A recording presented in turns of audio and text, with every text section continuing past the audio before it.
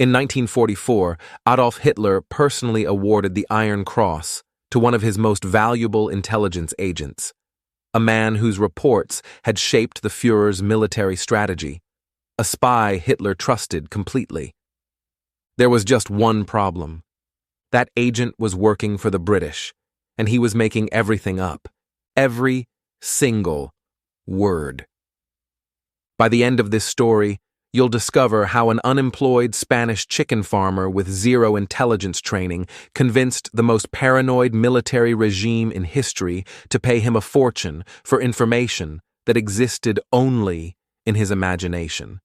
How he invented an entire spy network of 27 people who never existed, and how his fiction saved thousands of Allied lives on the beaches of Normandy. But here's what will blow your mind. The Germans never suspected. Not once. Not even when the evidence was staring them in the face. This is the story of Juan Pujol Garcia, the man the British called Agent Garbo, the greatest liar of World War II. Let me take you back to 1941, Spain, a country torn apart by civil war, now sitting out the global conflict as a nervous neutral. And in Madrid, there's a man who wants to fight fascism, not with a gun, with his mind. His name is Juan Pujol Garcia. He's 29 years old. He's worked as a chicken farmer, a cinema manager, and a hotel receptionist. He speaks mediocre English. He has no intelligence experience whatsoever. And he's about to try something so audacious, so completely insane that it shouldn't have worked. He walked into the British embassy in Madrid and offered his services as a spy. The British said no. They looked at this, nobody with no credentials, and showed him the door. So he tried the Americans. No again. He tried 3 times, 3 rejections. Most people would have given up. But what Juan did next would either make him a hero or get him killed. And trust me, it's not what you'd expect. If the British wouldn't let him spy for them, he'd spy for them anyway, without their permission, without their knowledge. He would become a double agent, except he wasn't working for anyone yet. He needed to get close to the enemy first. So in January 1941, Juan Pujol Garcia walked into the German embassy in Madrid, and this time he didn't offer to spy for the Allies. He offered to spy for the Nazis. He told them he was a passionate Spanish fascist, that he had connections in London, that he could travel to Britain and send back intelligence. And here's the thing. The Germans believed him. The Abwehr, German military intelligence, looked at this eager volunteer and saw exactly what they wanted. A true believer, an ideological ally, someone who would work for the cause. They gave him spy training. They gave him money. They gave him invisible ink. They gave him a code name, Alaric. And they told him to go to Britain and start sending reports. There was just one small problem. Juan Pujol Garcia never went to Britain, and what he did instead would become the most elaborate con in military history. He couldn't get to Britain. He didn't have a visa. The British had already rejected him, remember? So he did something that sounds impossible. He went to Lisbon, Portugal instead.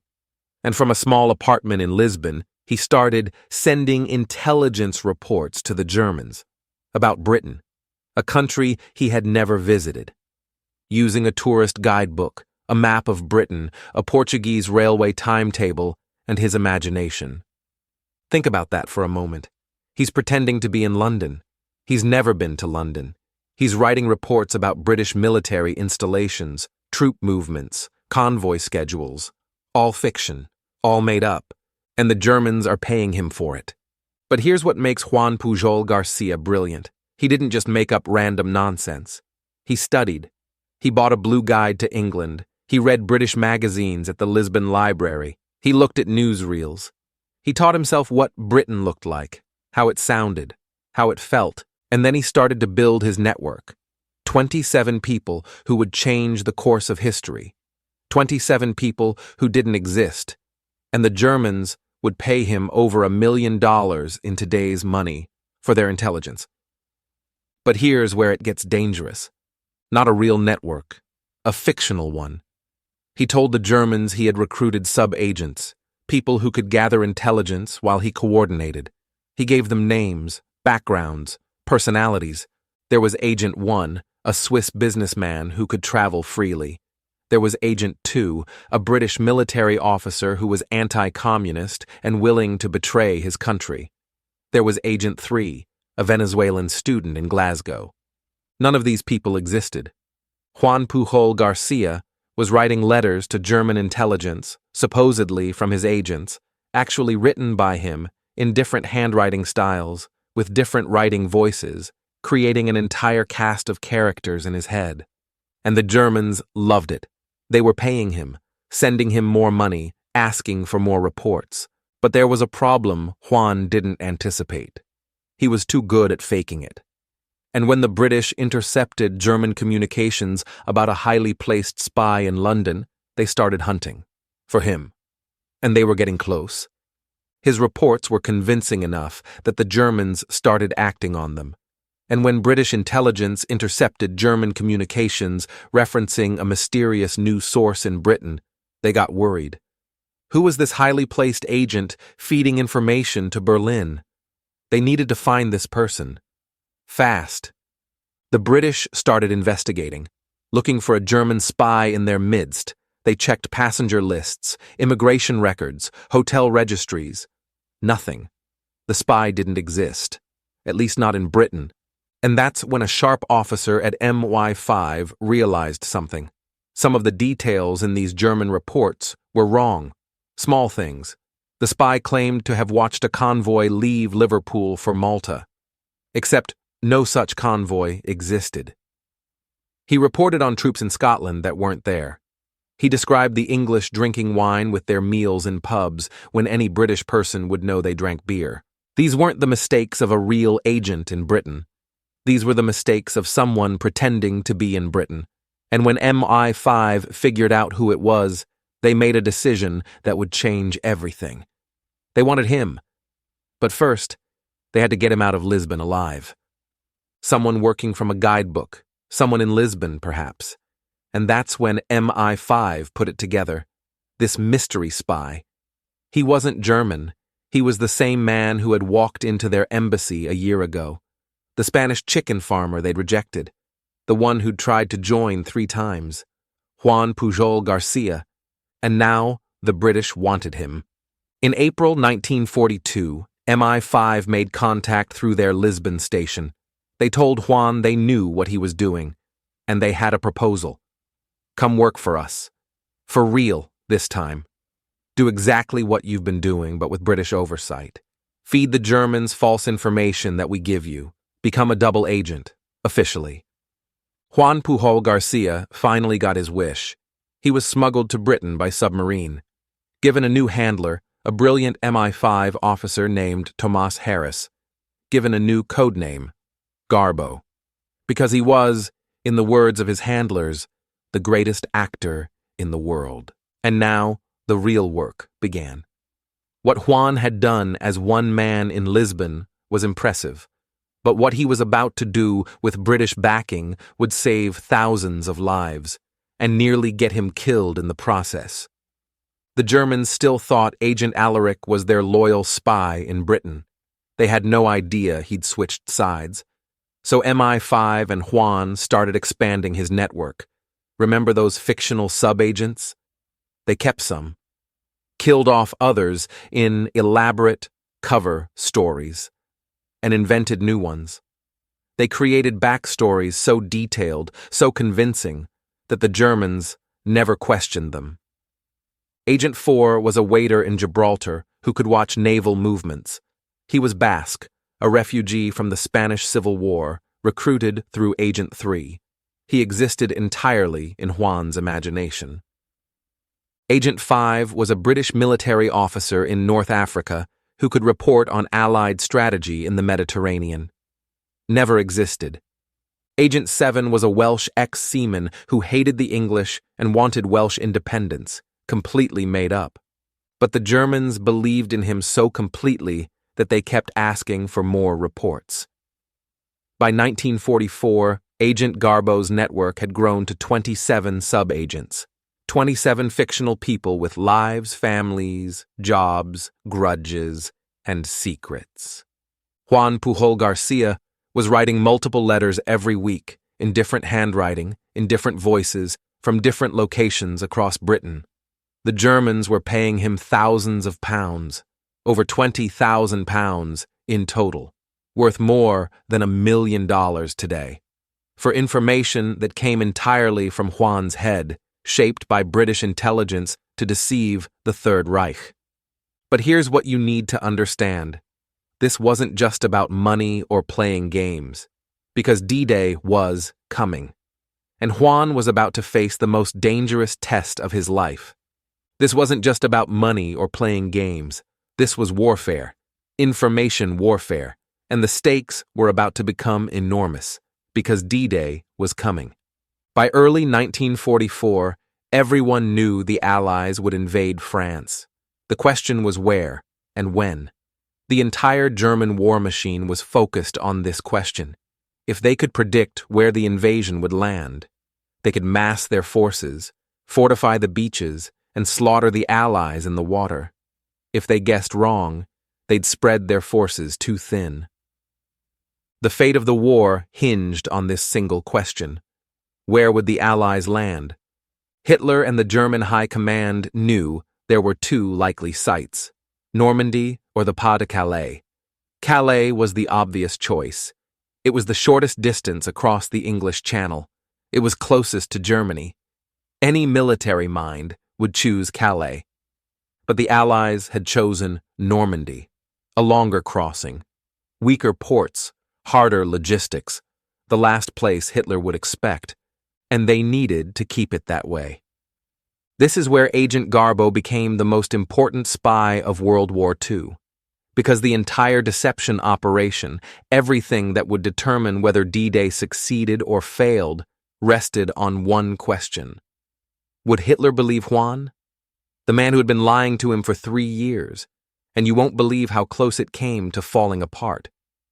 The British plan was called Operation Fortitude, a massive deception operation to convince the Germans that the real invasion target was Calais. They built fake armies in southern England, created phantom radio traffic, constructed inflatable tanks and wooden planes. But the most important weapon wasn't rubber or wood. It was trust. The Germans needed to believe the deception, and the only way they'd believe it was if it came from a source they trusted completely. Agent Garbo. Throughout the spring of 1944, Garbo's network sent reports. Agent 4 in Gibraltar watched ships gathering. Agent 7 in Wales saw American troops training. Agent 3 in Scotland reported massive troop concentrations. All of it pointed to an invasion at Calais. All of it carefully crafted by MI5 to reinforce German assumptions. The Germans analyzed every report, cross-referenced them, looked for inconsistencies, found none, because Garbo had spent 3 years building credibility, 3 years earning their trust. And then came June 5th, 1944.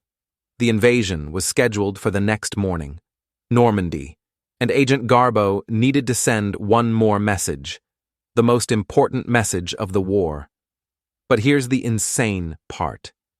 He deliberately didn't send it, and that delay would save thousands of lives.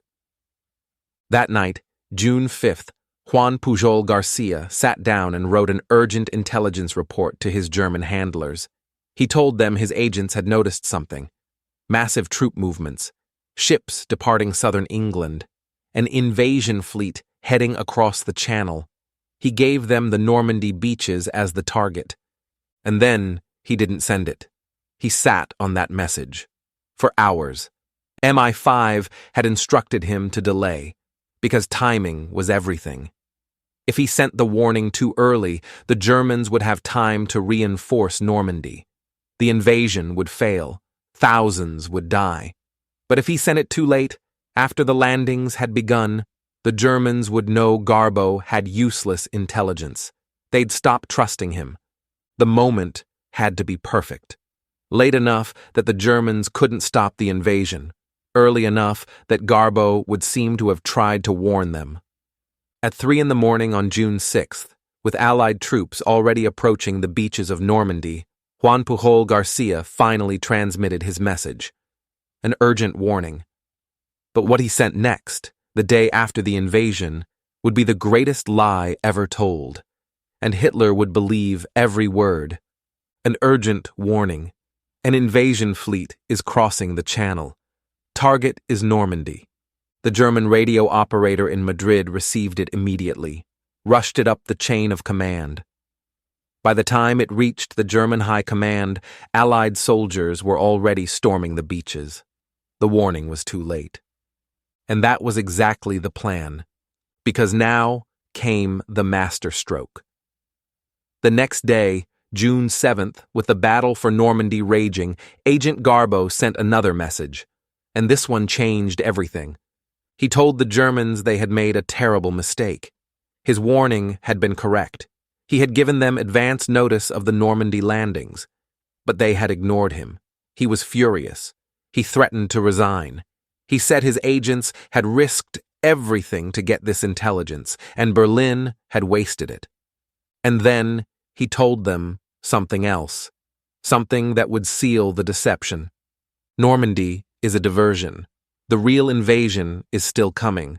At Calais, he gave them details.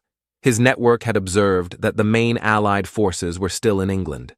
The elite 1st U.S. Army Group, commanded by General Patton, was waiting.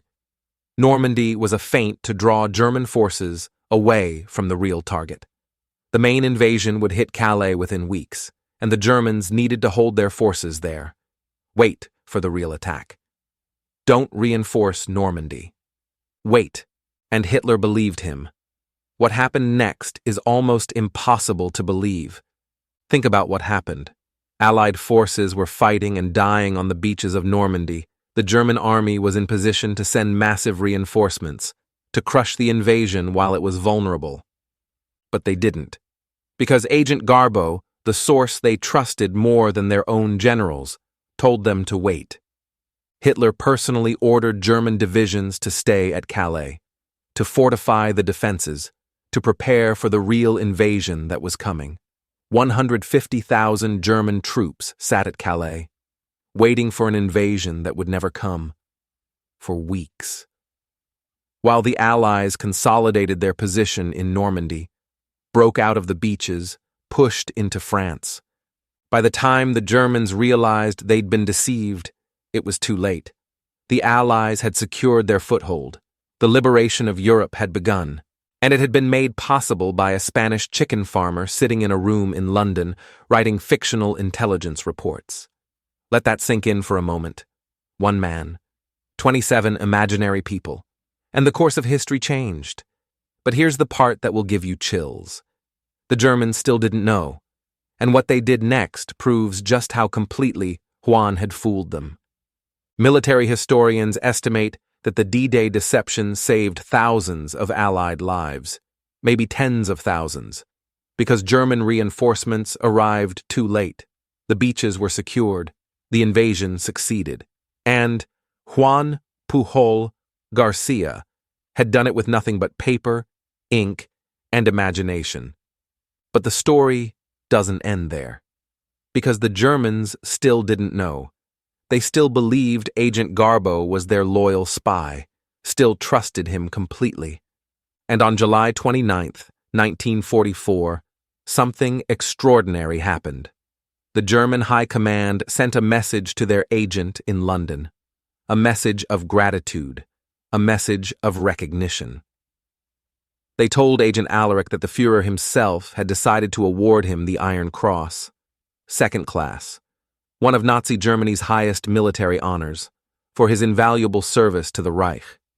Juan Pujol Garcia received a medal from Hitler, for betraying Hitler, for helping to destroy Hitler's war machine. The irony was so perfect it almost seems scripted, but it gets better. Because 6 months later, after Germany had surrendered, after the war in Europe had ended, something happened that had never occurred before in military history. And when you hear this, you'll understand why Juan Pujol Garcia might be the most remarkable spy who ever lived. King George VI awarded Juan Pujol Garcia the Member of the Order of the British Empire, the MBE, for his service to Britain and the Allied cause. One man, two nations, two medals, two opposing sides in the greatest conflict in human history, and he was the only person ever to receive military honors from both Nazi Germany and Great Britain. Think about the courage that took. For 4 years, Juan Pujol Garcia lived a lie. Every day he woke up and pretended to be someone else. He wrote letters in fictional voices, created imaginary people, invented entire lives. One mistake, one inconsistency, and the Germans would have known. They would have realized he was a double agent, and they would have killed everyone he ever mentioned in his reports, hunting for his network. But there was no network, just Juan. Just a man who refused to let evil win, who fought the only way he knew how, with words. But when the war ended, Juan Pujol Garcia faced a new problem. He was too famous, too valuable, too dangerous to too many people. And what he did next was so bold, so audacious, that even his handlers were shocked. He was about to disappear, and the world would think he was dead for almost 40 years. The British wanted to keep him secret. The Russians were hunting for anyone involved in Allied intelligence. The Germans who survived would want revenge if they learned the truth. Juan Pujol Garcia, the greatest spy of World War II, was now in danger. From everyone. So in 1949, he did something remarkable. He faked his own death. With British help, he created a cover story. Juan Pujol Garcia had died of malaria in Angola. There was a death certificate. Official records. As far as the world knew, Agent Garbo was gone. Dead at 37. And then Juan Pujol Garcia disappeared. He moved to Venezuela, started a new life. A real life this time. He ran a bookstore, got married, had children, lived quietly. For 35 years, the world thought he was dead. The British kept his story classified. MI5 files locked away. The historians writing about D-Day knew there had been a deception operation, but they didn't know the details. Didn't know about Agent Garbo and his 27 fictional spies. Didn't know about the man who had fooled Hitler. The secret stayed buried. Until 1984, when a British writer started asking questions, following paper trails, looking for a ghost. And what he discovered in a bookstore in Venezuela would shock the intelligence world, because Agent Garbo was alive, and he was ready to finally tell his story. A British writer named Nigel West started researching double agents of World War II. He went through declassified files, interviewed retired intelligence officers, and he found references to Agent Garbo, the spy who had shaped D-Day, the man who had saved thousands of lives. And Nigel West became obsessed. He needed to find out what happened to Juan Pujol Garcia. He tracked down records, followed paper trails, searched through immigration documents, and slowly, piece by piece, he realized something. There was no record of Juan Pujol Garcia dying in Angola.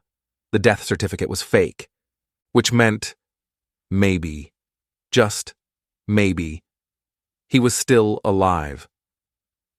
Nigel West traveled to Venezuela, made inquiries, asked questions, and in a bookstore in Caracas, he found him, Juan Pujol Garcia, age 72, alive, still keeping secrets after all these years. When Nigel West first approached him, Juan denied everything, said there must be some mistake. He was just a bookstore owner. But eventually, after Nigel showed him the evidence, the classified files that had been released, Juan Pujol Garcia admitted the truth. Yes, he was Agent Garbo. He had fooled Hitler. He had shaped history. And he had been living in Venezuela for 35 years, waiting for it to be safe to tell his story. In 1984, Juan Pujol Garcia returned to Britain for the first time since 1945. He was invited by the British government, given a tour of the cabinet war rooms, shown the maps where Allied commanders had planned the invasion he'd helped secure. He met with historians, gave interviews, finally told his story to the world, and he visited Normandy, stood on the beaches where thousands of men had landed on June 6, 1944. Men who had lived because German reinforcements had been held at Calais, because a Spanish chicken farmer had convinced Hitler to wait. Juan Pujol Garcia died in 1988. He was 76 years old. At his funeral, a representative from British intelligence read a statement. It said that no single agent in the history of warfare had contributed more to Allied victory than Agent Garbo, that his courage and creativity had saved countless lives, that he deserved to be remembered not just as a spy, but as a hero. And here's what I want you to think about. Juan Pujol Garcia wasn't a soldier, wasn't a trained intelligence officer, wasn't a military strategist. He was just a man who saw evil and decided to fight it. He was rejected 3 times, could have walked away, could have stayed safe, but he didn't. He invented a way to fight, created something from nothing. 27 fictional people who became real enough to change history. He wrote over 315 letters, created elaborate backstories, maintained consistency across years of correspondence, never slipped, never broke character, and when the moment came, when D-Day hung in the balance, he delivered the performance of a lifetime. He convinced Hitler, fooled the German High Command, held 150,000 troops at Calais while Allied soldiers secured Normandy. One man, armed with nothing but imagination, courage, and a typewriter, and he helped win World War II. The next time someone tells you that one person can't make a difference, remember Juan Pujol Garcia.